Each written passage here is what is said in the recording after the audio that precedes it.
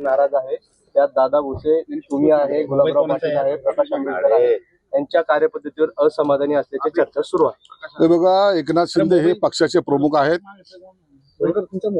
पक्षाच्या मार्फत त्यांच्या नेतृत्वामध्ये आम्ही सर्वजण काम करतोय। सर्व मंत्र्यांनी चांगली कामगिरी केली पाहिजे ही त्यांची अपेक्षा काही चुकीची नाहीये।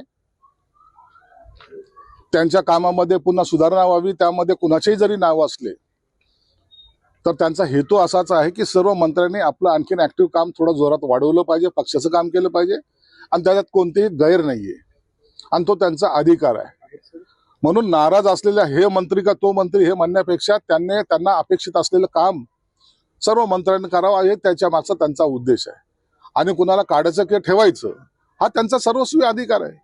म्हणून त्यांच्या अधिकारावर कोणी गदा आणू शकत नाही।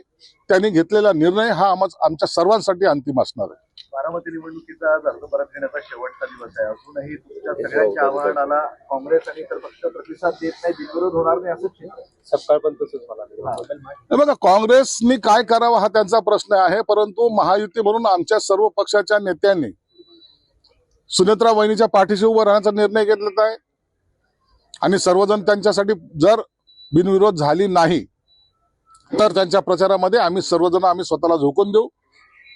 बारामतीकर हुशार आहेत, बारामतीकरांना माहिती आहे की अजितदादाचं योगदान या बारामतीसाठी किती आहे।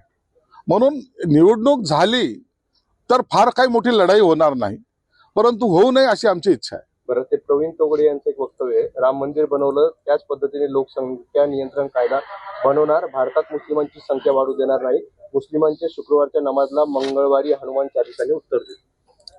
तोगडे यांनी केलेल्या विधानाशी त्यांचं ते वैयक्तिक मत असल्यामुळं किंवा ते सरकारचा भाग नसल्यामुळं त्यांनी ही त्यांची भूमिका सरकारकडे केंद्र शासनाकडे मांडावी, त्याच्यावर आता भाष्य करणे मला वाटतं उचित होणार नाही।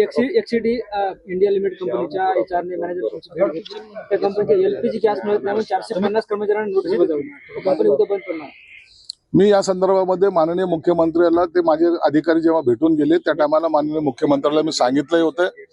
आता मला वाटतं तो प्रश्न मिटला जाईल। आता साठा हा भरपूर प्रमाणात उपलब्ध झालेला आहे आणि 1-2-3 दिवसाचा जर कालावधी सोडला